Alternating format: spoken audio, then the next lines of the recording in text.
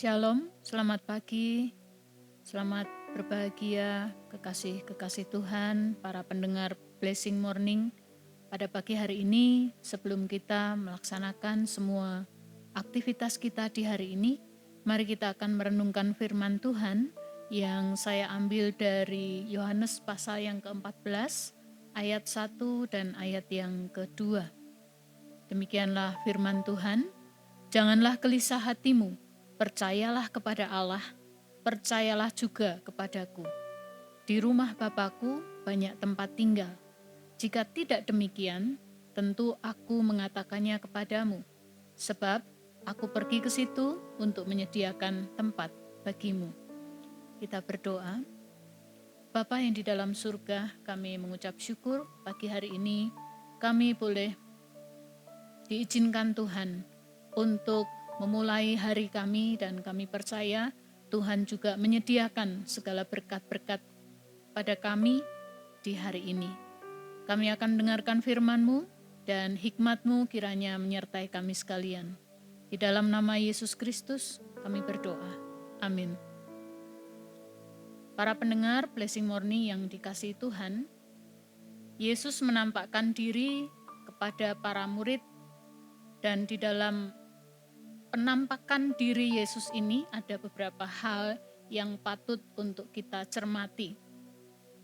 Penampakan ini memiliki arti bahwa para murid yang saat itu sedang mengalami kesedihan, yang sedang mengalami kegalauan, dikuatkan kembali. Dan peristiwa ini merupakan peristiwa di mana Yesus benar-benar mati di atas kayu salib dan benar-benar telah bangkit.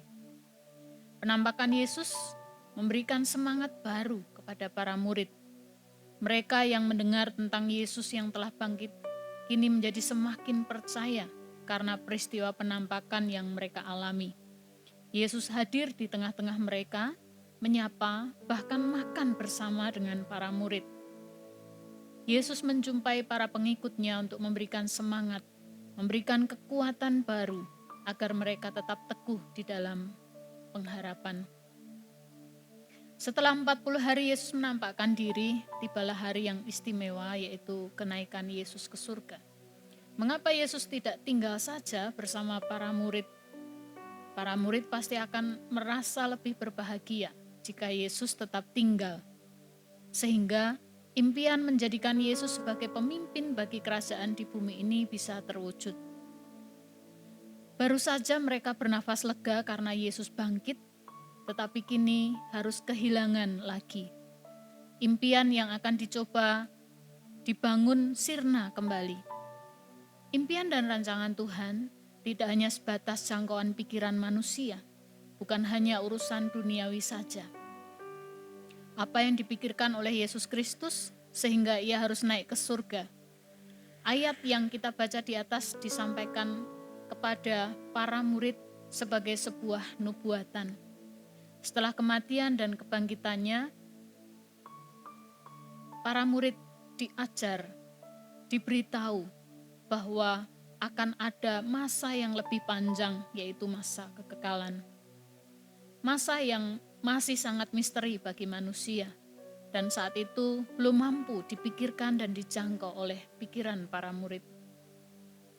Para pendengar yang terkasih, lalu mengapa Yesus harus naik ke surga? Mari kita akan bersama-sama mempelajari akan hal ini dari kitab yang sudah kita baca tadi di dalam Yohanes pasal yang ke-6 ayat yang ke-38. Kita juga akan diberitahu bahwa Yesus adalah dari surga yang datang untuk melakukan misi surgawi. Mengapa Yesus naik ke surga? Karena ia telah menyelesaikan misi surgawi yang diemban di atas pundaknya. Sebab aku telah turun dari surga bukan untuk melakukan kehendakku, tetapi untuk melakukan kehendak Dia yang mengutus aku. Tuhan yang Maha Besar mau hadir di dalam kehidupan manusia dan melakukan tugas yang mustahil bisa dilakukan oleh manusia itu sendiri. Maka kemudian Allah yang turun menjadi manusia di dalam Yesus Kristus. Misi surgawi ini adalah misi pembebasan, misi penyelamatan bagi manusia yang ditawan dan dibelenggu oleh dosa. Misi ini diemban oleh Yesus Kristus sampai di atas puncak kayu salib. Ia mengorbankan nyawanya.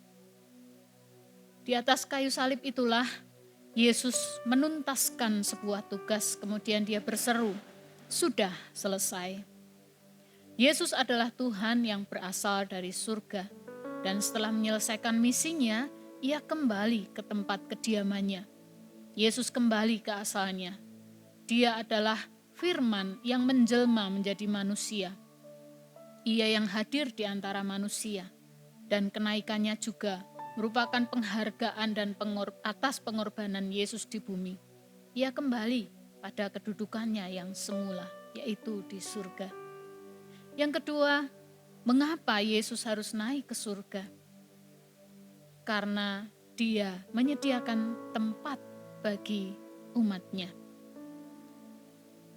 Para pendengar yang dikasihi Tuhan, lantas apa yang dikerjakan Allah ketika dia naik ke surga?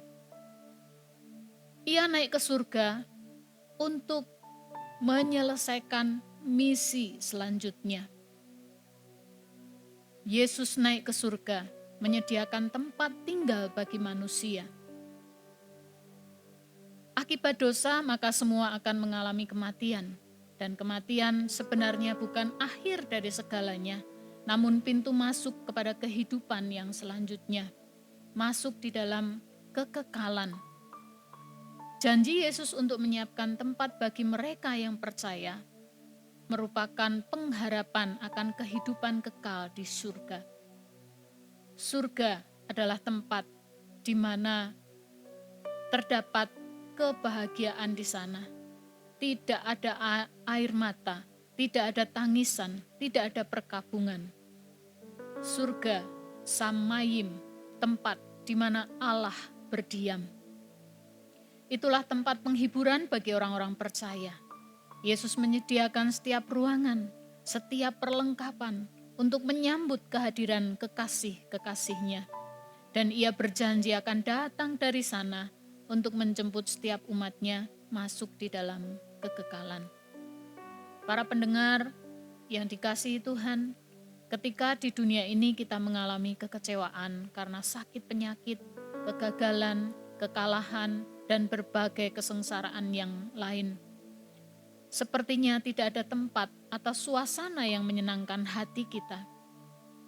Bisa saja itu akan membuat pengharapan kita menjadi putus. Kita menjadi orang-orang yang berputus asa dan akhirnya mengambil jalan pintas yang salah. Para kekasih Tuhan, memang berjalan tanpa tujuan akan sangat melelahkan dan hanya berspekulasi saja. Orang akan sembarangan saja melangkah, hidup dengan sembrono, berkajang dalam dosa, hidup sekehendak hatinya. Tujuan hidup orang-orang yang percaya kepada Allah sebenarnya telah ditetapkan. Berjalan maju untuk menuju tempat yang pasti, tempat yang dipersiapkan Yesus, yaitu di kerajaan surga.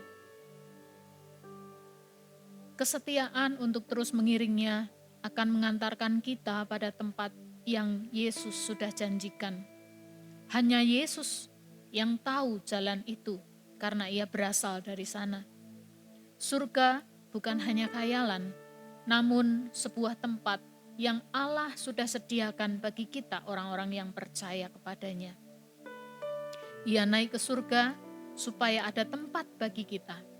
Jika hidup yang sementara ini berakhir, maka tempat itulah tempat yang Allah sediakan untuk menerima upah dari segala jerih lelah yang pernah dialami di bumi.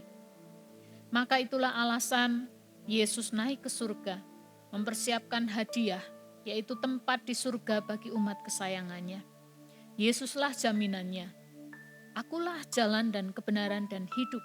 Tidak akan ada yang sampai kepada Bapa jika tidak melalui aku. para pendengar, sementara dunia gelisah dan ragu akan sebuah kepastian tentang surga, Yesus telah menyediakannya bagi kita. Amin.